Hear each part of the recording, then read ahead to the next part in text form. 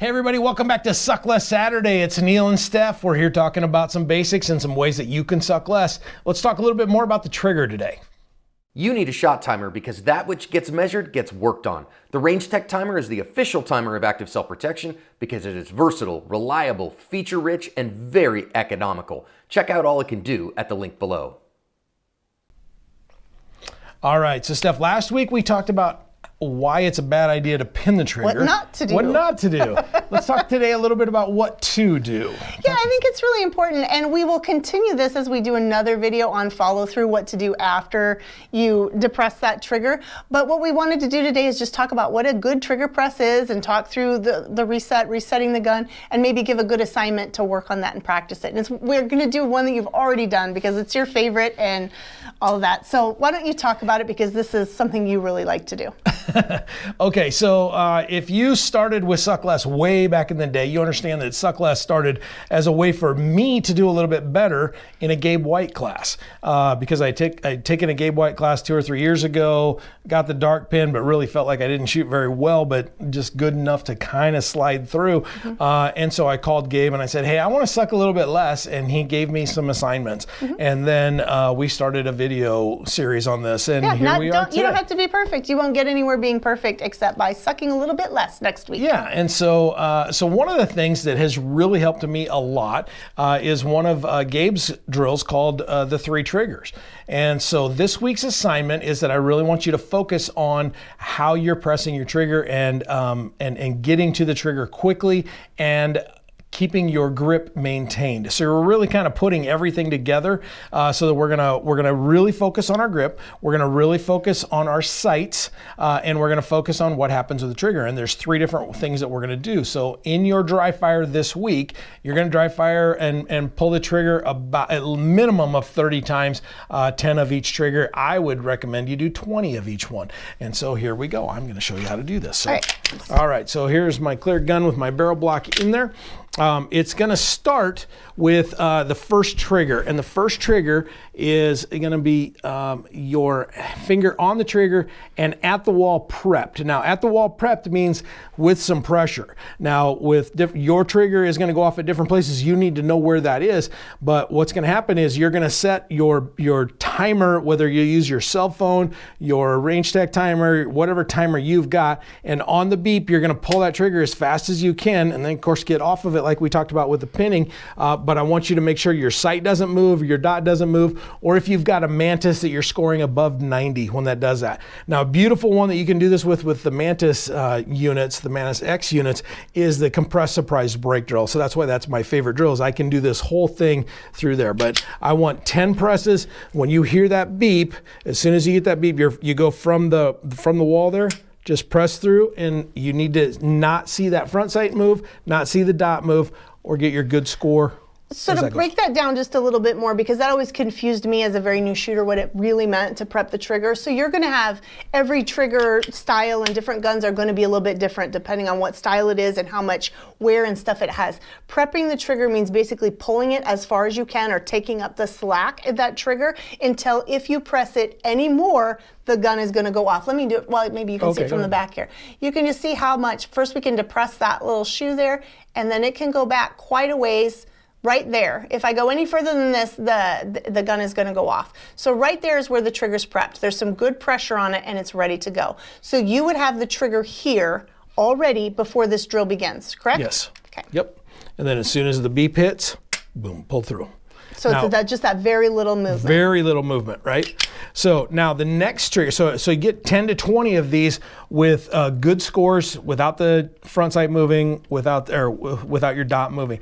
Now the next one is you're going to start with your finger in the trigger guard like so, but off the trigger or just resting on the trigger. So barely on that thing or off completely. And the same thing. You hear the beep. You hear the beep, and you pull the trigger as fast as you can. Again, so you're activating the trigger and doing the entire prep.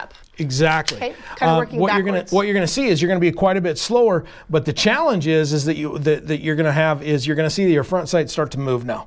Because if your grip isn't the master grip that you need, and your pinkies aren't doing all the work that they need to do, you're going to see stuff start moving, and now you know where you need to be working on your grip and those kind of things.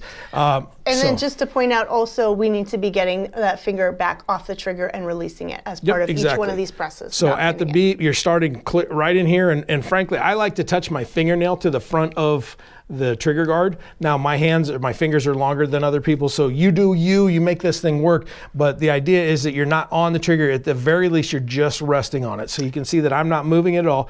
There's the wall. There's completely off. You can be right there. That's totally up to you. And you're trying to do it as fast as you can without moving this. When that finger goes from not being on the trigger at all to hitting the trigger, it's going to induce a little bit of movement. You need to mitigate that with your grip and have as little movement as possible. Right. And then get the finger off the trigger. And then get the finger right back off of it. Okay. Third trigger, that's 2. Third trigger, I'm going to turn this way, is we're going to start with our finger high and in register. So this is where we're going to be if we're at a low ready, where we're maybe you're at a competition, or maybe it's the worst day of your life and you had to draw your gun, but you're not really ready to shoot, but now it's time. So that's the context here, okay? So we're aimed in at our target, but at the beep, now we have to come completely from all the way here, all the way down, and pull the trigger without letting the thing move, okay? Now this is one of the challenges that you're gonna see is when you do the compressed surprise break, for some reason, sometimes it doesn't pick this one up, so you may have to do it a few more times, but that's not what compressed surprise break was designed for, so it's not a flaw in the Mantis, it's a flaw in the way I'm using it. Mine picks it up, but I've heard from some folks that it doesn't always. So just understand that. If it's not, then just get out there, see your sights at your beep, pull that trigger, and you don't want to see movement. Now I'm going to exaggerate here a little bit and show you what I saw the very first time I ever did this. Was as soon as I did this, I did that. Now it came down and I brought it right back up as my finger is moving, but you don't want to see that. And that's why you're being emotionless but brutally honest in correcting as you see that movement.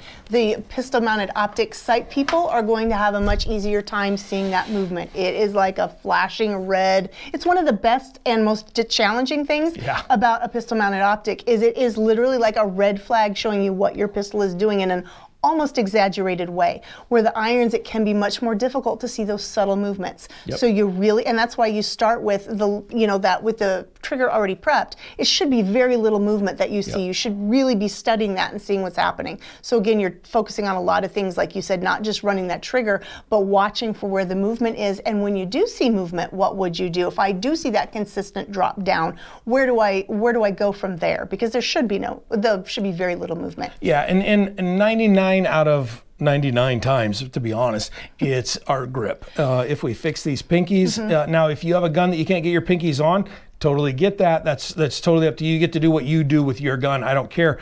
If you can get your pinkies on there, it's usually going to be your pinkies. Even if you can't get your pinkies on there, if that gun's moving, it's still your grip. We've got video after video after video explaining the importance of pinkies and the importance of a grip mitigating that. But again, sometimes you have a smaller gun or bigger hands and you can't do that. But the biggest point here is to do it as correctly as possible and as little movement as possible. That's great. Practice it that way. But also, when you see movement, that's a fantastic bit of information for you to figure out where the gun is moving and why, how you can manipulate your grip or your hands or your gun or your setup or whatever it is to get rid of that movement. Yep. Now for you Mantis users, and you guys know I love the Mantis and I've used it a lot. With the compressed surprise break, when you're at that first trigger where you're at the wall, you probably, you want to score above 90 is ideal, and the time, because it gives you the time that it went from the beep to you pulling the trigger and your score. So you want your time in the low or in the high teens. So it's going to be like 0.15 to 0.19, 0.2, somewhere in that ballpark is kind of where you want to be. When you get to the second trigger and you're out here, you still want to be above 90, but now your time's probably going to be a 0.2 to 0.25, somewhere in there is kind of a guideline. And it's going to be super variable, not just because of your skill level, but because of your muscle twitch fibers and how they are. Brian Hill is probably, I don't know if he's done videos of this on our channel, but Brian, maybe we should get him to do some if he hasn't. But some of us just genetically are able to move those fast twitch muscles faster, and you and his wife, actually, Shelly, are both very good at those fast muscle twitches, and you're going to consistently have lower scores. I'm not going to be able to get there. I'm not going to be able to outwork my genetics Right. to hit those same scores. So that range is there, but that's just an interesting aside. It is, some point, we're yeah. limited by our And genetics. ultimately, it's a range. Ultimately, Right. that's where you are. But you want to be, but faster is better with a high score. That means you're going to get an accurate hit quickly. And on the worst day of your life, those are the two most important things. Get a hit quickly and make it an accurate one.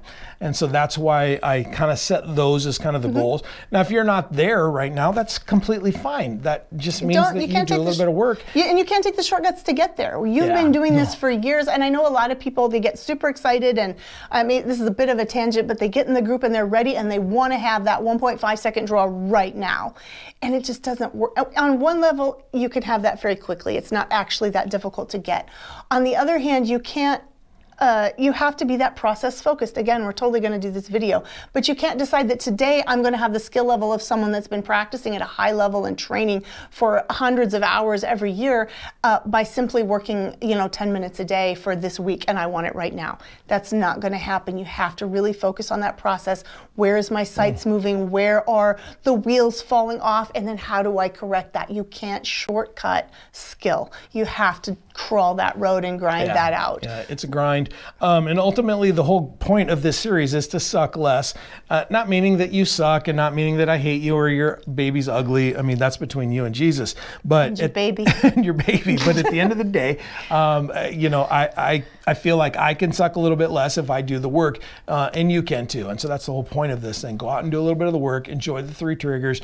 If you ever get a chance to take a Gabe White class, you're going to do this live even in his class. And doing it live changes things too. And maybe we'll do that on the range at some point.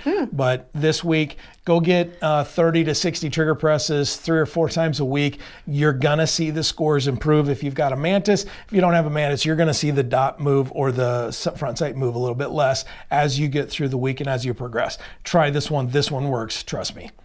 We'll see you next week. Thanks for joining us.